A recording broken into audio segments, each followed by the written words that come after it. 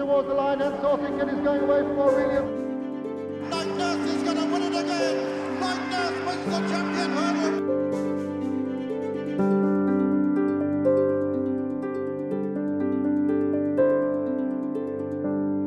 Back to where it all started then, Peter. How did you first get involved in racing? I know that your first winner was 1953? Yeah. What was your involvement in racing before then? I worked at the late Frank Hartigan's down at Way Hill for 2 years. Before that I was with my Uncle Walter. He trained, right? And Mick was there as well. That was an education. And I had to go in the army, the veterinary corps. I came out in the army, and the first time I went to Newmarket, I only had a bicycle. So, right, I biked into Malton to get a lift with the late Billy Dutton, right? And I bought 3, something like 400, they were all no good. But I had to get back home. So I got in a horse box to Bramham Crossroads. He dropped me off there. I got a furniture van from there to York. This is hitchhiking? Yeah, and from York to Malton in a passenger bus. I got my bike at Malton and rode back here 6 miles in a day. How was that then? Don't think that would happen these days, Peter. Yeah, absolutely. So I think your first licence 1950, your first winner was a jump winner, as I mentioned, at Market Race in 1953, and then you had to wait a couple of years for your first... That was £102 to the winner. To the winner at Market Race. And training fees were 5 guineas.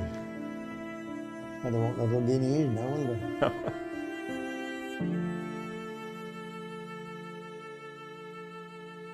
He was a good flat horse evidently in Ireland. A good 2-year-old. I didn't really know much. I just saw him walking around. I thought, he looks all right. I went in. He was 720 cost, right? The only thing that worried me was he had marks on his joints because he'd been stood in bandages. That's what leaves them marks. Mm-hmm. You usually stand in bandages when they're bad joints. So I got all the little old fellas leading him round. That's what about his joints? Oh, he said, they're all right. But he had bandages on him. He said, all our horses stand in bandages. I could have kissed him. Oh, you got a bargain. Absolutely. And it was Terry Biddlecombe, I think, that persuaded you to go for the champion hurdle.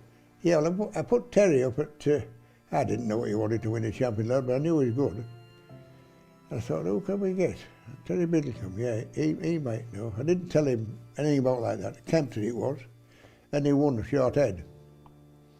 And he got off, he says, I think I put this in the champion hurdle. Well, that was in my mind anyway.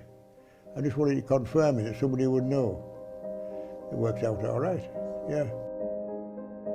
Saucy Kid making ground towards the outer, but Talgo Abbas is the leader. From Saucy Kid towards the outside, then Albinella on the inner, McEldow and Aurelius coming there with a good challenge. They're coming to the final flight now, and it's Saucy Kid on the stand side from Talgo Abbas, then comes McEldow and Aurelius, Albinella and Interosi, and it's Saucy Kid who's hit the front as they run up towards the line. Saucy Kid is the leader from Talgo Abbas, second, then comes Aurelius third, McEldow 4, Albinella 5, racing up towards the line, and Saucy Kid is going away from Aurelius in second place. It's going to be a near thing. Saucy Kid just holding Aurelius, and at the line Saucy Kid's the winner.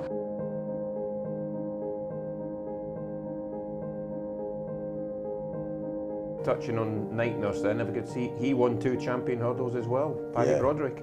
That's right. Paddy always, the front runner was Paddy. We never gave him orders. He never heard a word you said. He'd taken one blind bit of notice. But anyway, it worked. He was a different type of horse to Sea Pigeon, wasn't he? I mean, Sea Pigeon's a bit classy, and I think you're on record as saying Night Nurse more of a natural. Absolutely, yeah. Night Nurse was just a dour, stayed on, wouldn't give in. He used to make all, Paddy used to, don't give him any orders, he used to like making on. So that was it. So he was a champion hurdler in 76 and 77, and the experts reckon that 77 champion hurdle was probably the best hurdle ever run in this country. Well, they're bad to compare, aren't they, really? Sometimes you even say, it's in a very good champion hurdle. You try and win it. Yeah. And they're rounding the home turn now, and Night Nurse Paddy Broderick in the lead from Bird's Nest in second. Then comes Lanzarote coming to the final flight in the champion hurdle now, and it's Night Nurse from Bird's Nest and Lanzarote and Comedy of Errors. Night Nurse in the lead over the final flight. Night Nurse from Bird's Nest, then Lanzarote, and racing into the final 150 yards, and Bird's Nest putting in a tremendous run. It's Night Nurse from Bird's Nest racing up towards the line, and Bird's Nest beginning to get up on the far side, but Night Nurse is holding him, and as they come to the line, Night Nurse is going to win it. At the line, Night Nurse is the winner, Bird's Nest is second.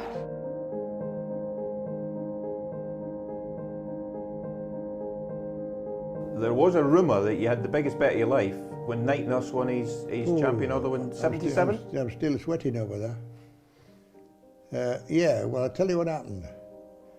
We took him down, we thought he'd have a hell of a good chance. Right. So, Keith looked after him. Keith Stone. Yes. I think he opened up 5-2. Got a bit on at 3-1. Went to 5. A bit more on. I thought, what the hell is happening here? With a touch of sevens, you wouldn't believe it. So I got hold of Keith. I said, have you ever left him? Because there's a bit of doping going on then, you know. No, never left him, Governor, out of my sight. Phew, got a little bit more on then. Just starting to sweat now. But before I left home, we had 10 ton of potatoes left.